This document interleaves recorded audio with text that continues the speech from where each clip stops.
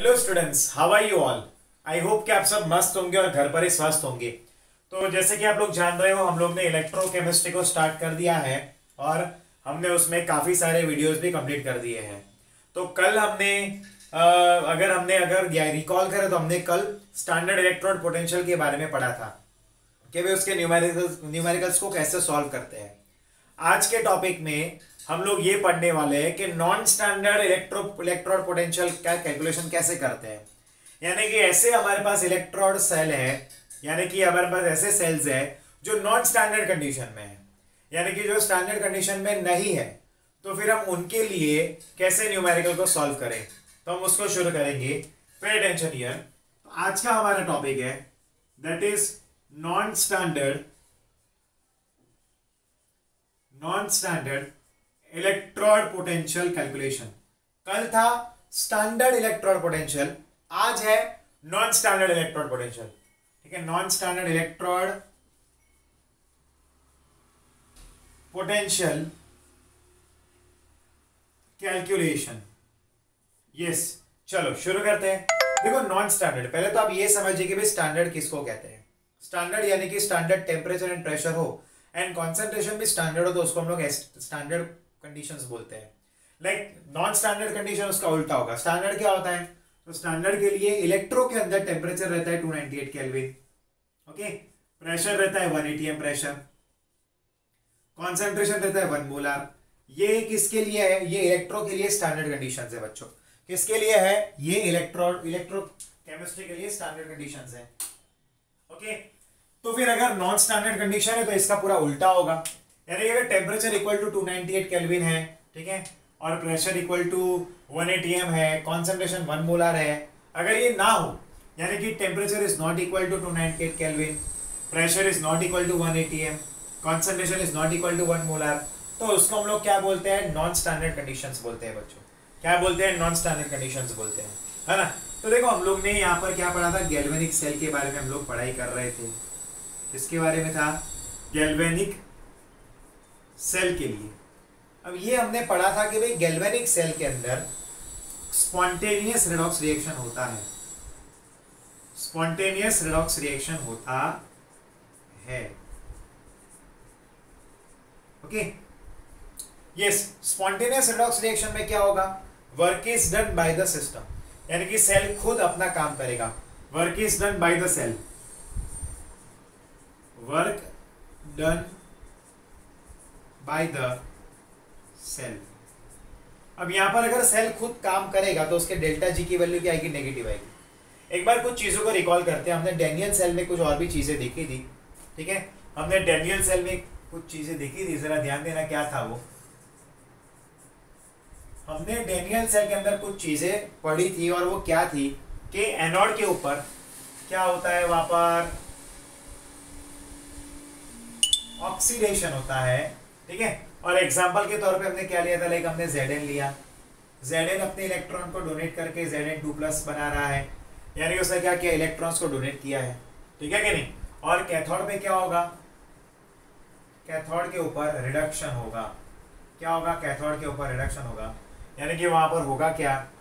तो कॉपर जो है वो 2 इलेक्ट्रॉन्स को गेन करके कॉपर 2 बना रहा है। समझेगे नहीं? कॉपर बना रहा है, समझेगे नहीं?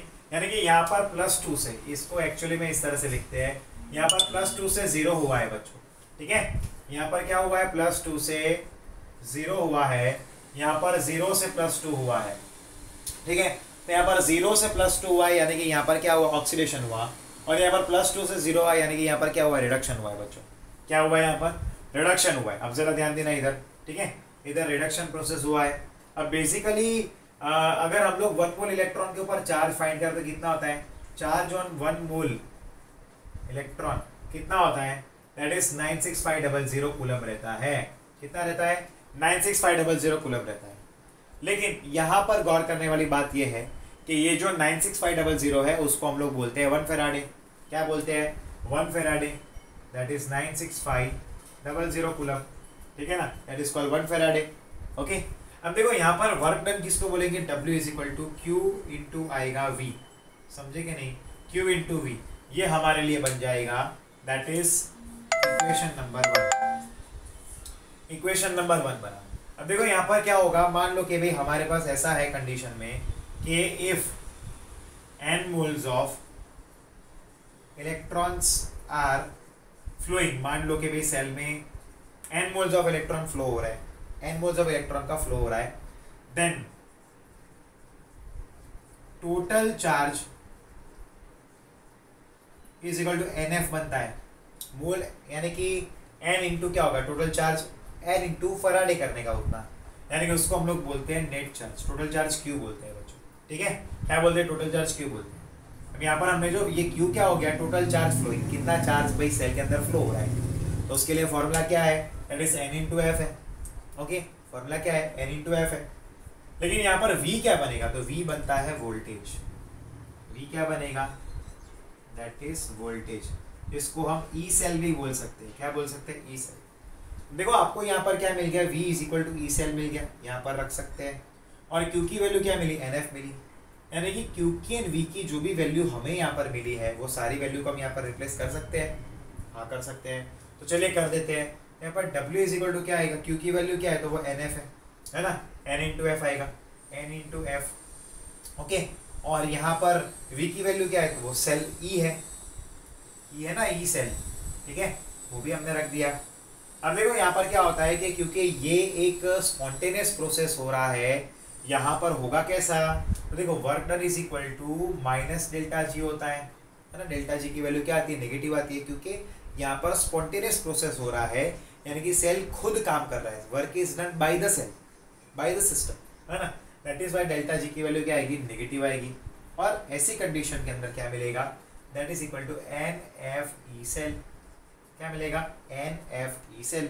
लेकिन देखो खास करके बहुत सारे बच्चों को तो यही नहीं पता होता कि भाई डेल्टा जी क्या होता है। तो डेल्टा जी यानी कि गिब्स फ्री एनर्जी बोलते हैं, गिब्स फ्री एनर्जी। तो ये गिब्स फ्री एनर्जी को समझने के लिए आप समझ लो कि भाई सिस्टम के अंदर जी जितनी एनर्जी है, कोई भी सिस्टम है उसके अंदर जी जितनी एनर्जी है, ठीक है। अब वो क्या कर रहा है, मान लो वो अपनी एनर्जी को अगर लूज कर रहा है, ठीक है, ये अगर एनर्जी को लूज कर रहा है तो उस वो एनर्जी किसी को दे रहा है, तो खुद की तो एनर्जी घटेगी ना उसकी, तो उसकी एनर्जी घटेगी, यानी कि क्या होगी, माइनस होगी, माइनस होगा, यानी कि डेल्टा जी यहाँ पर डिक्रीज हो रहा है, यानी कि वो होगा नेगेटिव, ठीक है। और अगर मान लो कि भी वो एनर्जी को गेन कर रहा है, इनपुट में जा रहा है, तो डेल्टा जी उसका बढ़ेगा, यानी कि उसकी वैल्यू क्या बनेगी, पॉजिटिव से रिप्रेजेंट करते हैं हम लोग, किससे करते हैं, पॉजिटिव से। अब देखो यहाँ पर ये क्या मिल गया हमें, तो minus delta G equal to NF cell आया। अब पूरी इक्वेशन को -1 से मल्टीप्लाई करते हैं, multiply the above equation by -1, है ना। तो ये क्या आ जाएगा, delta G equal to -NF cell आ जाएगा। और यही हमें क्या मिल गया, डेल्टा जी का फॉर्मूला मिल गया, यही क्या मिल गया, डेल्टा जी का फॉर्मूला मिल गया। लेकिन अगर ये स्टैंडर्ड कंडीशन में होता तो हम क्या लगाते, अगर ये स्टैंडर्ड कंडीशन में होता तो ये लगता delta G naught equal to -NF cell, है ना। क्या लगता, delta G naught equal to -NF cell, जो स्टैंडर्ड कंडीशन बता रहा है। लेकिन हमें आगे पढ़े हुए है कि भाई E0 सेल क्या होता है, तो E0 सेल होता है E0 reduction potential of cathode, ODE sorry, and minus reduction potential of anode, ठीक है, reduction potential of cathode minus reduction potential of anode. अब यहाँ पर डेल्टा जी क्या है, स्टैंडर्ड कंडीशन में हमने लिया हुआ है, ठीक है। डेल्टा जी नॉट क्या होता है, Gibbs free energy change in standard condition, delta G not मैं लिख देता हूँ, चलो डेल्टा जी नॉट क्या मिला, Gibbs free energy change at standard condition. किसके लिए है ये, स्टैंडर्ड कंडीशन के लिए, Gibbs free energy at the standard condition के लिए वो है। Is it okay. यहाँ पर इस इक्वेशन में n क्या रहता है, n is equal to number of moles आएगा, नंबर ऑफ मोल्स आएगा, ठीक है। f की वैल्यू क्या बनेगी, f की वैल्यू रहती है 96500 कूलम, ठीक है। तो ये फॉर्मूला हमें मिल गया, that is change in the Gibbs free energy, उसका फॉर्मूला हमें यहाँ पर मिल गया। अब यही फॉर्मूला से हम क्या करेंगे, ये नॉन स्टैंडर्ड कंडीशन के लिए हम क्या करेंगे, नॉट्स इक्वेशन का डेरिवेशन करेंगे, है ना। आज हमें नॉट्स इक्वेशन कंप्लीट करना है, हम नॉट्स इक्वेशन का यहाँ पर क्या करेंगे, डेरिवेशन करेंगे। ओके, तो अब एक काम करो, एक बार मैं इसको रिवाइज करवाता हूँ, फिर आप इसको नोट डाउन कर लेना, फिर हम लोग नॉट्स इक्वेशन पे जाएंगे। देखो हम लोग क्या पढ़ रहे हैं यहाँ पर, non standard electrode potential calculation कर रहे हैं, ठीक है। अगर नॉन स्टैंडर्ड कंडीशन है तो सेल पोटेंशियल कैसे फाइंड करते हैं, वो मेथड पढ़ रहे हैं। देखो स्टैंडर्ड कंडीशन रहता है टेम्परेचर इक्वल टू 298 केल्विन, प्रेशर 180 एम, कॉन्सेंट्रेशन 1 मोलर। लेकिन अगर ये इक्वल टू ना हो तो वो बन जाएगा नॉन स्टैंडर्ड कंडीशन, ठीक है। अब देखो गैल्वेनिक सेल के लिए क्या होता है, work is done by the system होता है, तो W equal to Q into V होगा। तो Q क्या होता है, द नेट चार्ज, कितना पूरे सेल के अंदर टोटल चार्ज कितना फ्लो हो रहा है। लेकिन टोटल चार्ज की फॉर्मूला क्या है, एक्चुअल में इसको लिखते हैं N, small N capital F लिखते हैं, small N capital F, that is equal to Q। V क्या होता है, वोल्टेज, यानी कि उसको हम लोग बोल सकते हैं E से, क्या बोल सकते हैं, E से। अब देखो बच्चों क्या हुआ, हमने ये Q की जो ये वाली वैल्यू है वो उसको रखा यहाँ पर, और V की ये वाली वैल्यू इसको रखा यहाँ पर, तो इक्वेशन हमें ये मिला, ठीक है। लेकिन यहाँ पर क्या हो रहा है, सेल खुद क्या कर रहा है, सेल खुद काम कर रहा है, work is done by the cell, है ना। तो क्या आएगा, डेल्टा जी की वैल्यू नेगेटिव आएगी, है ना, डेल्टा जी उसका घटेगा, ये मैंने एक्सप्लेन भी किया इधर। अब क्या हुआ, डेल्टा जी का वैल्यू यहाँ पर डिक्रीज होगा, तो W equal to minus delta G equal to NF cell मिल गया। अब पूरे ये क्या है, हमें एक इक्वेशन मिला, पूरे इस इक्वेशन को -1 से मल्टीप्लाई करेंगे तो डेल्टा जी इक्वल टू क्या आएगा, माइनस NF सेल आएगा। लेकिन अगर मान लो अगर ये स्टैंडर्ड कंडीशन में है तो कैसे रिप्रेजेंट करेंगे, तो delta G naught equal to minus NF cell करेंगे। लेकिन नॉट सेल की फॉर्मूला क्या है, naught cell equal to naught reduction potential of cathode minus naught reduction potential of anode, समझे कि नहीं, ठीक है, स्टैंडर्ड कंडीशन है। अब देखो डैनियल सेल में हमने एक चीज़ पढ़ी है कि भाई उसके एनोड के ऊपर क्या होता है, ऑक्सीडेशन होता है, और उसके कैथोड के ऊपर क्या होता है, रिडक्शन होता है, ठीक है ना। और चार्ज ऑन 1 मोल इलेक्ट्रॉन, अगर हमारे पास मान लो कि भाई 1 मोल इलेक्ट्रॉन है, पूरा इलेक्ट्रॉन्स कितना है, 1 मोल यानी कि कितना होता है 6.022 इंटू 10⁻23। जब इतने सारे इलेक्ट्रॉन्स रहते हैं तो उसका टोटल चार्ज कितना बनता है, तो 96500 कूलम रहता है। इसका कैलकुलेशन हमने आगे ऑलरेडी किया हुआ है ना। और उसको हम लोग क्या बोलते हैं, 1 फेराडे भी बोलते हैं, क्या बोलते हैं, 1 फेराडे। अब यहाँ पर आपको जो ये दिख रहा है डेल्टा जी नॉट, उसको क्या बोलते हैं, Gibbs free energy change of at standard condition, Gibbs free energy change at standard condition बोलते हैं, ठीक है। समझ में आया आपको, ये पूरा समझ में आया ना पूरा। चलिए तो फिर आप इसको नोट डाउन करिए, फिर हम लोग आगे के टॉपिक पे जाते हैं, वो है नर्ड्स इक्वेशन, ठीक है, nerds equation. Start doing here, come on.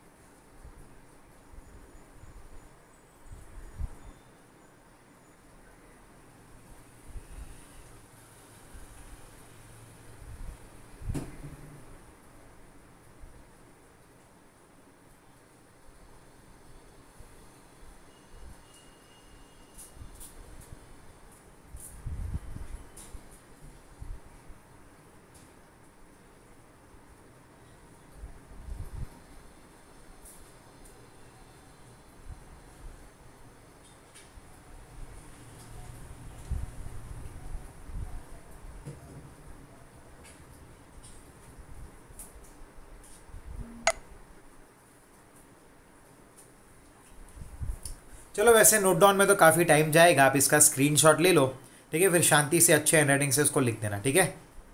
इसका स्क्रीनशॉट ले लो, फिर बाद में आप शांति से भी इसको लिख सकते हो।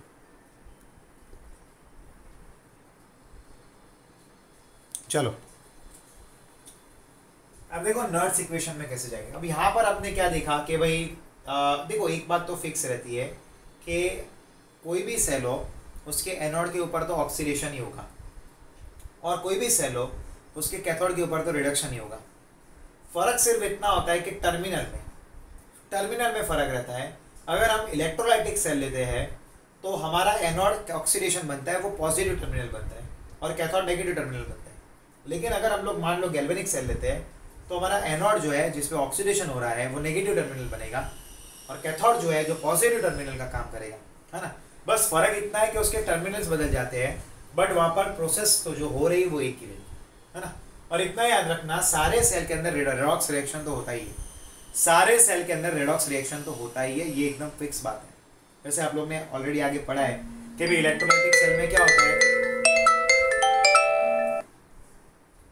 अब आपने ये चीज़ तो पढ़ी हुई कि भाई इलेक्ट्रोलाइटिक सेल में क्या होता है। तो इलेक्ट्रोलाइटिक सेल के अंदर होता ये है कि उसके अंदर इलेक्ट्रिकल एनर्जी जो है वो केमिकल एनर्जी में कन्वर्ट होती है, एंड फिर हमारे पास गैल्वेनिक सेल में क्या होगा, केमिकल एनर्जी जो है वो इलेक्ट्रिकल एनर्जी में कन्वर्ट होती है। ठीक है, ये चीजें हम लोग ने आगे ऑलरेडी पढ़ चुके हैं। अब हम लोग नर्ड्स इक्वेशन को डिराइव करेंगे, है ना, ध्यान देना। अब आप लोग नर्ड्स इक्वेशन को डिराइव करेंगे।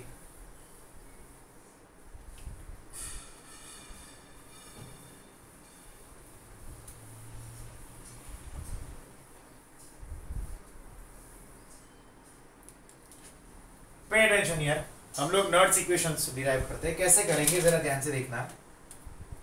अब देखो, एक हम लोग यहाँ पर एक थर्मोडायनामिक की फॉर्मूला का हेल्प लेंगे। वैसे अगर हम लोग कुछ लिस्ट बनाते हैं कि भाई आगे हमने क्या क्या पढ़ा, हमने पढ़ा कि भाई delta G equal to minus N F E cell, ये हमने आगे ऑलरेडी पढ़ लिया। लेकिन अगर ये स्टैंडर्ड कंडीशन हो तो क्या बनेगा, delta G naught equal to minus N F E naught cell होगा। करेक्ट है, ये अगर स्टैंडर्ड कंडीशन हुआ तो ये दोनों फॉर्मूला हमने आगे ही लिखी। ठीक है, हमने डिराइव की फॉर्मूला। अब देखो स्टैंडर्ड कंडीशंस क्या होता है, टेम्परेचर उसके लिए होता है 298 केल्विन।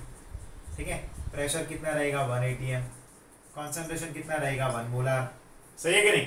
एंड देखो अब ये और एक और चीज पढ़े कि भाई E naught cell equal to reduction potential at cathode minus reduction potential at anode, ये भी हम लोग पढ़ चुके हैं आगे। ठीक है, अब देखो हम लोग कुछ फॉर्मूला डिराइव करते हैं। अब हम लोग यहाँ पर थर्मोडायनामिक के फॉर्मूला को डिराइव करेंगे। हालांकि आपको ये फॉर्मूला अगर याद है तो अच्छी बात है। ये फॉर्मूला बेसिकली फिजिक्स की फॉर्मूला है, जहाँ से हम लोग ये नर्ड्स इक्वेशन को डिराइव करेंगे। बेसिकली टेक्स्ट बुक के अंदर इतना डिटेल में डेरिवेशन नहीं दिया है, बट हम कर रहे हैं हमारे नॉलेज के लिए। ठीक है, ओके। देखो अब फिजिक्स में एक थर्मोडायनामिक की फॉर्मूला आती है, that is delta G equal to delta G naught plus R T L N Q, ये फॉर्मूला आती है। अब अगर आप लोग नहीं पढ़े तो कोई बात नहीं, अभी तो आपने पढ़ लिया है, बस अभी पढ़ लिया तो अच्छी बात है। अब देखो क्या होगा, अब देखो डेल्टा जी की वैल्यू का वहां पर जो रखी हुई है वही वैल्यू यहाँ पर रखते हैं। ठीक है, अब देखो इसको मैं एक काम करता हूँ, इसको मैं इक्वेशन नंबर 1 ले लेता हूँ और इसको मैं इक्वेशन नंबर 2 ले लेता हूँ। ठीक है, अब देखो पुटिंग, अब मैं क्या कर रहा हूँ, पुटिंग द वैल्यूज ऑफ, जरा ध्यान से देखना, putting the values of delta G and G naught in above equation. Above equation हम लोग क्या कर रहे हैं, ऊपर की इक्वेशन में वैल्यू को पुट कर रहे हैं। अब देखो डेल्टा जी की वैल्यू क्या है, minus N F E cell. ठीक है, इक्वल टू क्या आएगा, minus N F E naught cell plus R T L N Q मिल गया। ठीक है, अब एक काम करते हैं, पूरी इक्वेशन को माइनस एन एफ से डिवाइड करते हैं, dividing the above equation by minus nf, तो पूरी इक्वेशन को माइनस nf से डिवाइड करते हैं। लाइक यहाँ पर ये माइनस nf ई सेल आ गया, डिवाइड बाई माइनस nf आया, equal to minus nf E naught cell divide by minus nf आ गया, plus R T L N Q upon nf, लेकिन माइनस में। अब जरा ध्यान से देखना, जो भी कट आउट हो रहा है उसको कट कर दो। लाइक ये माइनस माइनस तो गया, ये भी गया, ये माइनस माइनस गया, ये एन एफ भी गया। ठीक है, अब देखो फॉर्मूला क्या मिल गया, E cell equal to E naught cell minus R T upon N F L N Q.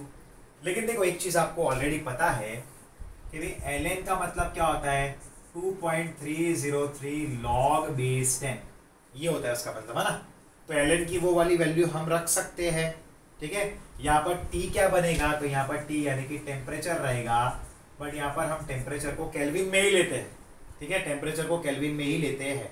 ठीक है, R क्या है, R is the gas constant है। R क्या है, गैस कांस्टेंट है, इसकी वैल्यू फिक्स रहती है 8.314। सही है क्या नहीं, 8.314 रहती है ना। और यूनिट क्या बनेगा, जूल पर मोल इंटू केल्विन, जूल पर मोल इंटू केल्विन, ये उसकी फॉर्मूला है। ठीक है, n क्या आएगा, n is equal to number of moles होता है, n क्या है, n is equal to moles आएगा। लेकिन बच्चों आपके लिए ये बात नहीं है, Q क्या है। देखो Q में कोई बात बड़ी बात नहीं है, Q यानी कि बनता है रिएक्शन कोएफिशिएंट। रिएक्शन को मैंने शॉर्ट में लिखा है RXN, कोएफिशिएंट हम लोग करेंगे अभी, सब क्लियर होगा आपको। रिएक्शन कोएफिशिएंट बोलते हैं बच्चों उसको, क्या बोलते हैं, रिएक्शन कोएफिशिएंट। चलिए अब सारी वैल्यू यहाँ पर रिप्लेस करते हैं। अब देखो E cell equal to E naught cell minus 2.304, ठीक है 303 RT अपॉन NF। आर की वैल्यू कितनी है, मल्टीप्लाई बाय 8.314 इनटू टेम्परेचर कितना होगा, क्योंकि स्टैंडर्ड कंडीशन है तो 298 केल्विन, डिवाइड बाय 96500 लॉग क्या आएगा Q, ठीक है। लेकिन देखो जब हम इसके पूरे का कैलकुलेशन करेंगे ना, आप खुद भी कर सकते हो अभी कैलसी लेकर, ठीक है। तो क्या आएगा, आप खुद ट्राई करिए, चलो कैलसी लेकर आप खुद ट्राई करिए। इसके पूरे का आता है वैल्यू 0.059, यस उसके पूरे का वैल्यू कितना आता है 0.059। चलिए तो फिर अब फाइनल इक्वेशन क्या आएगा हमारे लिए, E cell equal to E naught cell minus 0.059। एक minute, E cell equal to E naught cell minus क्या आएगा, दैट इज 0.059 बाई क्या आएगा n log q, ये फॉर्मूला के log q, और क्या आएगा बेस 10। अब देखो बच्चों जरा ध्यान देना, ये जो इक्वेशन हमें मिला है दैट इज कॉल्ड नर्ट्स इक्वेशन। क्या बोलते हैं, नर्ट्स इक्वेशन बोलते हैं। ये पूरे इक्वेशन को हम लोग क्या बोलते हैं, नर्ट्स इक्वेशन बोलते हैं, ठीक है। अब देखो ये कौन से कंडीशन में काम आएगा, नॉन स्टैंडर्ड कंडीशन। लेकिन नॉन स्टैंडर्ड कंडीशन में आपको याद रखना है टेम्परेचर तो 298 केल्विन ही रहेगा, फिर प्रेशर नॉट इक्वल टू 1 रहेगा and concentration naught equal to 1 रहेगा। यानी कि ये जो इक्वेशन है ये टेम्परेचर 298 केल्विन के ऊपर ही एप्लीकेबल रहेगा, और ये वाला इक्वेशन मोस्ट आईएमपी का काम करता है। इट इज वेरी आईएमपी, मैं इसको 3 स्टार करता हूँ, ठीक है। अब देखो ये इक्वेशन से हम फाइंड क्या कर सकते हैं, तो ये इक्वेशन से हम लोग हाफ सेल के लिए सेल पोटेंशियल फाइंड कर सकते हैं, और हम लोग कंप्लीट सेल या फिर फुल सेल के लिए फाइंड कर सकते हैं। ये दो उसके मेन यूजेस है बच्चों, ये दो क्या है उसके मेन यूजेस में आते हैं। चलो एक बार वापस मैं आपको पूरा एक्सप्लेन कर देता हूँ ताकि आपको क्लियर हो जाए, ठीक है। हम लोग क्या कर रहे हैं, नर्ट्स इक्वेशन। अब देखो हम लोग ने आगे ऑलरेडी क्या क्या पढ़ा था कि भाई delta G equal to minus NF E cell, and हमने क्या पढ़ा, delta G naught equal to minus NF E naught cell. ये किसके लिए है, ये वाला स्टैंडर्ड कंडीशन, यानी कि temperature 298 kelvin, pressure 1 atm, concentration 1 molar. लेकिन ई नॉट सेल की वैल्यू क्या होती है, E naught reduction potential at cathode minus reduction potential at anode आएगा, ठीक है। ln की वैल्यू क्या रहती है 2.303 log बेस 10 आएगा, ठीक है। टेम्परेचर केल्विन में रहेगा, r यानी कि गैस कांस्टेंट 8.314, यूनिट भी याद रखना जूल पर मोल इनटू केल्विन, n यानी कि मोल्स रहेगा, q यानी कि रिएक्शन कोएफिशिएंट होगा, कोएफिशिएंट होगा सॉरी, ठीक है। अभी आगे हम लोग न्यूमेरिकल्स भी करेंगे इसके। अब देखो फिजिक्स की ये वाली फॉर्मूला की हमने हेल्प लिया for finding the नर्ट्स equation. नर्ट्स equation को डिराइव करने के लिए, ये वाली जो इक्वेशन है नर्ट्स इक्वेशन, उसको डिराइव करने के लिए हमने फिजिक्स की ये वाली फॉर्मूला का हेल्प लिया, ठीक है। अब हमने क्या किया, अब इसकी जो वैल्यू है डेल्टा जी की एंड डेल्टा जी नॉट की, जो वहां पर पड़ी हुई है वैल्यू, उन वैल्यूज को यहाँ पर रख दिया तो ये मिला। अब ये पूरे इक्वेशन को हमने माइनस NF से डिवाइड, जो कट हुआ कट कर दिया, फिर हमने ये R की, T की, N की, log की, F की, N की तो नहीं पर F की एंड log की, ये ln की सारी वैल्यूज हमने रख दी, तो फाइनल हमने इक्वेशन ये मिला। और ये जो इक्वेशन है ये सारे नॉन स्टैंडर्ड कंडीशन, लेकिन टेम्परेचर 298 होना चाहिए ना, ठीक है, उसके लिए ये इक्वेशन एप्लीकेबल है, और ये half cell and full cell का सेल पोटेंशियल फाइंड करने में हेल्प करता है, ठीक है। आई होप कि आप सबको ये समझ में आया होगा, तो आप जल्दी से इसको नोट डाउन कर दीजिए बच्चों, फिर हम लोग इसके न्यूमेरिकल करेंगे। इसका स्क्रीनशॉट ले लीजिए, काफ़ी है, कोई बात नहीं, इसका स्क्रीनशॉट ले लीजिए आप, फिर हम लोग इसके रिलेटेड न्यूमेरिकल्स करते हैं। मेरे पास यहाँ पर बेसिकली मैंने 3 न्यूमेरिकल निकाल के रखे हैं, बट अभी आज के लेक्चर में हम एक ही न्यूमेरिकल करेंगे इसका, ओके।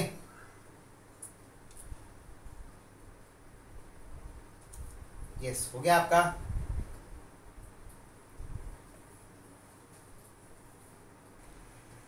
चलिए आगे जाते हैं अब हम लोग। आप लोग इसका स्क्रीनशॉट ले लेना, फिर बाद में लिख देना, कोई टेंशन की बात नहीं है। अब हम लोग आगे जाते हैं, we will go to the next topic now. हम एक न्यूमेरिकल करते हैं ताकि आपको इसके रिलेटेड न्यूमेरिकल सॉल्व करना आ जाए, ठीक है। ओके चलो, पे टेंशन है ना।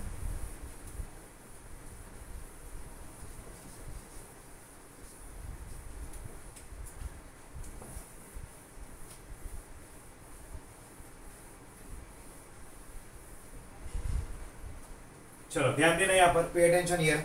नर्ट्स इक्वेशन ऑन हाफ सेल, पहले हम लोग हाफ सेल के ऊपर नर्ट्स इक्वेशन अप्लाई करते हैं, ठीक है। उसमें हम लोग एक न्यूमेरिकल लिखेंगे,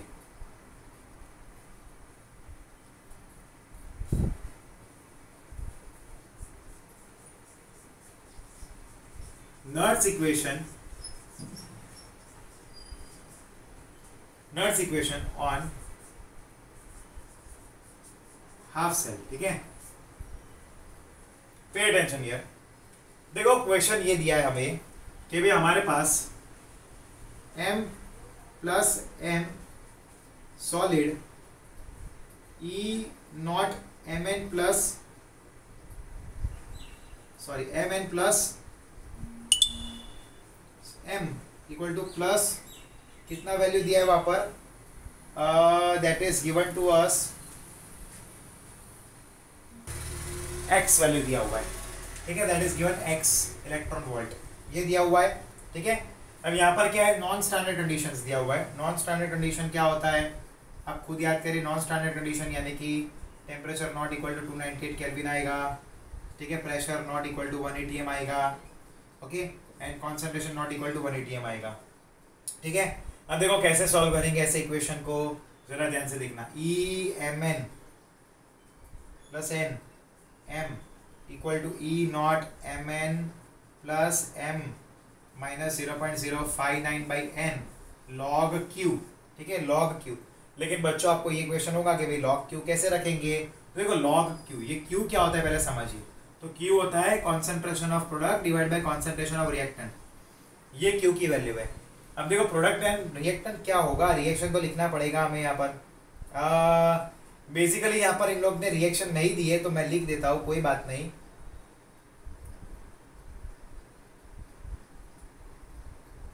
ओके, बेसिकली रिएक्शन ये m n plus plus electron minus gives m solid, ठीक है।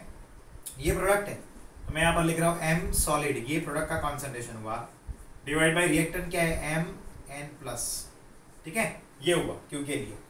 अब जरा ध्यान से देखो, कोई भी सॉलिड रहता है ना उसका कॉन्सेंट्रेशन 1 ही रहता है, ये याद रखना। और m n प्लस 1 वो कितना है, तो C1 जितना, यानी कि कॉन्सेंट्रेशन उसका लिया है हमने C1 जितना कॉन्सेंट्रेशन लिया है, ठीक है। अब देखो यही वाले फॉर्मूला को हम कहाँ रखेंगे, यही वाली जो वैल्यू मिली उसको यहाँ रखते हैं। तो ध्यान से लिखना क्या आएगा, EMN plus m equal to E naught mn plus m minus 0.059 by n log q, ठीक है। अब देखो EMN, अब यहाँ पर क्या आएगा, ये तो वैसे का वैसा रहेगा, EMN plus m equal to इसकी वैल्यू क्या आएगी, उसकी वैल्यू x के बराबर है, x लिया हमने, माइनस 0.059 अपॉन n, मोल तो कितना आएगा, n जितना ही आएगा, ठीक है। log क्या आएगा, 1/C1, ये q की वैल्यू आ गई, दैट इज 1/C1। यही तो है q की वैल्यू, ये अपना q है और ये अपना q की वैल्यू है, ठीक है। और ये हमें आंसर मिल गया, बस इतना ही करना है और आगे कुछ नहीं करना है। चलो मैं वापस समझाता हूँ। हमें एक सेल दिया है, हाफ सेल दिया है ना, पूरा सेल नहीं दिया। तो हाफ सेल के लिए इतना लिखा है m n plus slash m solid, यानी कि उसका रिडक्शन हो रहा है इधर, ठीक है। E naught mn plus m equal to x electron volt लिया हुआ है, ये उसकी वैल्यू है। ये नॉन स्टैंडर्ड कंडीशन के लिए तो हम लोग ने ये फॉर्मूला रखी। अब यहाँ पर q क्या होता है वो हमें समझना था ना, आगे जो डेरिवेशन किया था वहाँ पर q के बारे में ज़्यादा हमने लिखा नहीं। तो बच्चों यहाँ पर ध्यान देना कि हमारे पास कोई भी रिएक्शन है, देखो मैं रिएक्शन लिखवा देता हूँ आपको। चलो कोई भी रिएक्शन हमारे पास है, इसकी रिएक्शन क्या है, तो ये m n plus plus any electron gives m, ये क्या है, रिएक्टेंट का कॉन्सेंट्रेशन है, ये प्रोडक्ट का कॉन्सेंट्रेशन है, ठीक है। अब देखो यहाँ पर q के लिए क्या होता है, q is equal to concentration of product divide by concentration of reactant, ये होता है। q क्या होता है, concentration of product divide by concentration of reactant. अब हमारा प्रोडक्ट क्या है, ये सॉलिड फॉर्म में, याद रखना है ना, ये प्रोडक्ट है हमारा, ये रहा सॉलिड फॉर्म में। याद रखना सॉलिड कोई भी होना तो उसका कॉन्सेंट्रेशन 1 मोलर ही रहता है, 1 ही रहेगा, ये गुरु मंत्र याद रख लो आप। सॉलिड कोई भी हो उसका कॉन्सेंट्रेशन क्या रहेगा, 1, तो वो हमने रख दिया।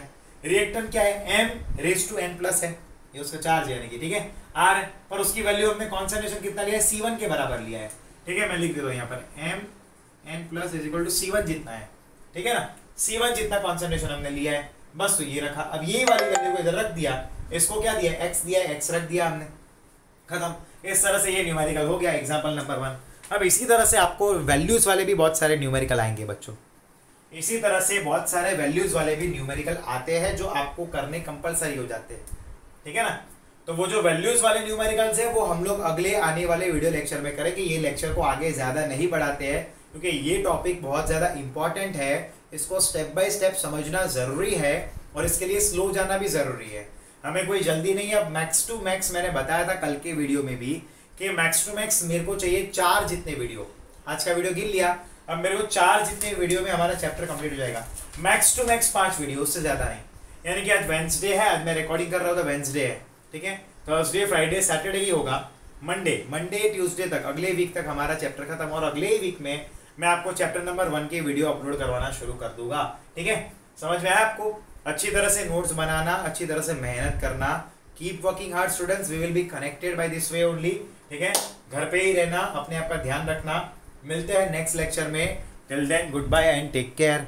और ये जो न्यूमेरिकल मैंने लिखा है आप लोग उसका स्क्रीनशॉट ले लो, take the screenshot of it और फिर नोट्स बना देना, है ना। मैं थोड़ा 10-20 सेकंड का टाइम देता हूँ।